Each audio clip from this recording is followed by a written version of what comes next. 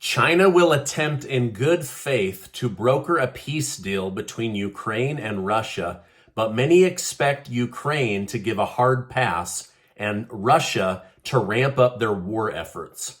The Federal Reserve continues to push citizens, businesses, and banks to the brink as Jerome Powell warns things could get harder in the United States in order to bring down inflation.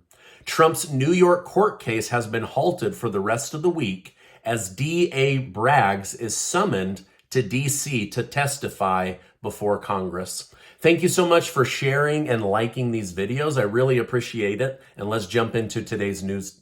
Also, I'd like to thank today's video sponsor, 108 Meditate, and I'll tell you more about their offer at the end of this video. During a news interview, NATO chief Jens Stoltenberg offered insight into Putin's recent comments suggesting he's edging towards peace. Stoltenberg stated, President Putin doesn't plan for peace. He's planning for more war. As evidence for his claim, he explained that Russia is reaching out to authoritarian regimes like Iran and North Korea and others to try to get more weapons. So basically, the head of NATO is saying that this is all fake and there is no peace deal and that they will push for even more aggressive war. While peace is likely out of the equation, the commander of Ukrainian ground forces offered a bit of hope in the fight for Bakhmut. He stated the aggressor is not giving up hope of taking Bakhmut at any cost, despite losses of manpower and equipment. Sparing no expense, they are taking considerable losses and running out of breath. This may explain why Russia is reaching out to Iran and North Korea, as this lengthy war is definitely cutting into their weapons supply.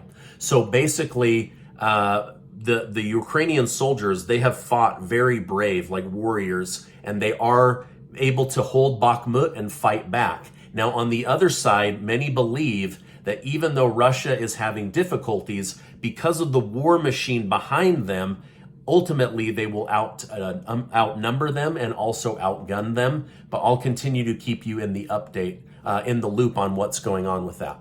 Now, after Germany stated that they would arrest Vladimir Putin if he stepped into their territory, former Russian President Dmitry Medvedev stated any arrest would be seen as a declaration of war. Medvedev stated, and in that case, all our assets, our missiles, etc., would fly to the Bundestag, to the Chancellor's office. Now, despite the real danger of arresting a world leader in another country, President Joe Biden of the United States says the arrest warrant issued for Putin is justified.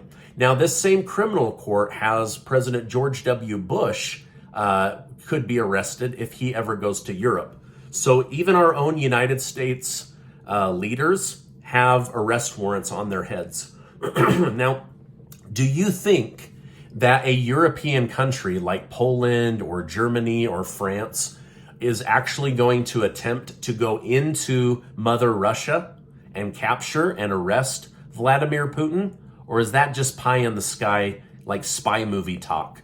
Also, if he was arrested and dragged out of Russia, do you think Russia would just move on and say, oh, good riddance, we're done with this leader? Or do you think they would make a massive show of force until they got their leader back? Let me know your thoughts down below. Now, the president of China, Xi Jinping, will soon be speaking with Ukraine's president, Volodymyr Zelensky, on their 12-point peace plan to end the war once and for all. However, some analysts believe this peace offering will be rejected, in which case China will move out from between the two warring countries, and Russia will start their bigger military mobilization. Now, shockingly, the Federal Reserve has decided to issue another 25 basis point rate hike amid worries about a national banking crisis.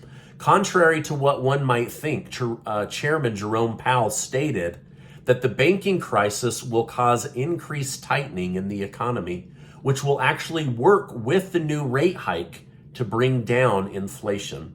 Tightening simply means constricting spending, which would help slow down the economic growth and keep inflation under control. So basically, they want things to become expensive, especially debt instruments, so that you're not wanting to buy or spend on debt and tighten that money up and then bring inflation back down.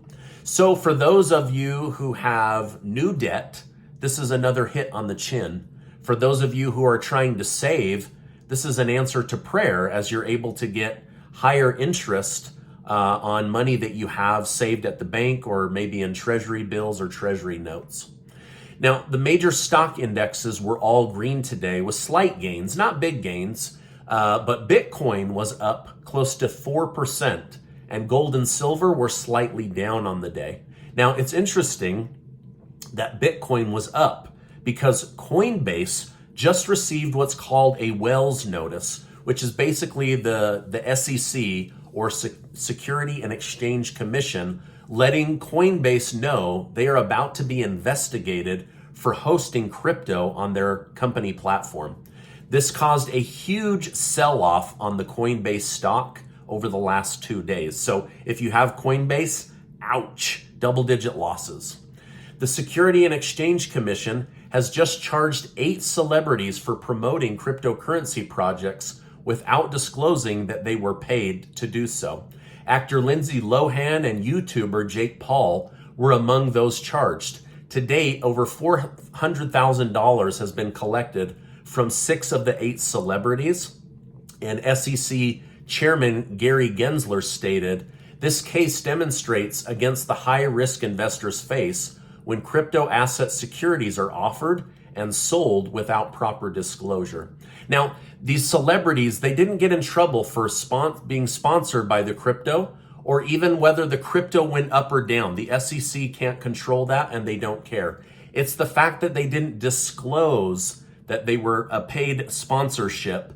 They were acting as if they were making tons of money in crypto, when in reality, the only money they were making was being paid for being famous. So you'll notice a lot of YouTubers, including myself, we always let you know this is a sponsored video because that's what the FTC requires. Now, Manhattan District Attorney Alvin Bragg has finally responded to a demand from House Republicans for him to testify on why he is pursuing charges against a former president.